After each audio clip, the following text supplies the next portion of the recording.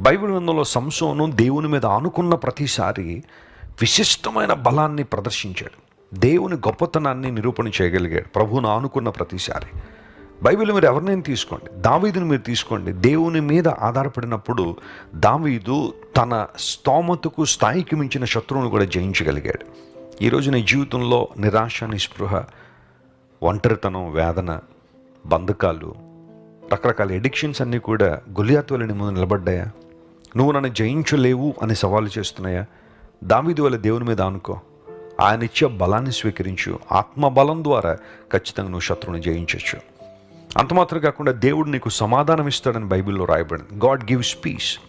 ఈ సమాధానం ఎలాంటిదంటే లోక జ్ఞానానికి మించిన సమాధానం, పరిపూర్ణమైన శాంతిని ప్రభు మనకు అనుగ్రహిస్తాడు.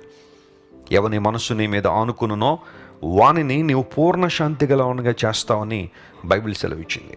దేవుని మీద ఆనుకునే లక్షణం మనకుంటే, ఎందుకంటే ఆయన సమాధాన కర్త అని లేఖనాలు ధృవీకరించాయి. చాలామంది తెలియక యేసు ప్రభు శాంతి దూత అనుకుంటారు. శాంతి దూత కదా ఆయన శాంతి దాత. చాలామంది శాంతి దూతలు ప్రపంచంలో ఉన్నారు, కానీ యేసు ప్రభు శాంతి దాత. ఆయనే సమాధానం ఇచ్చేవాడు, ఆయనే శాంతిని ప్రసాదించేవాడు. ఆయనకి నీ జీవితంలో చోటిస్తే అద్భుతాలు చూస్తావు, బలమైన కార్యాలు జరుగుతాయి. ఈరోజు వాగ్దానాన్ని క్లెయిమ్ చేసుకుని దేవుని బలాన్ని, ఆయన ఇచ్చే సమాధానాన్ని పొందుకోండి. పరిపూర్ణమైన ఆశీర్వాదంలో మీరందరూ ఎదగాలని, మీ కుటుంబం వర్ధిల్లాలని మనస్ఫూర్తిగా ఆశిస్తున్నాను. దేవుడు మిమ్మును, మీ కుటుంబాలను దీవించి బలపరిచి ఆశీర్వదించును గాక.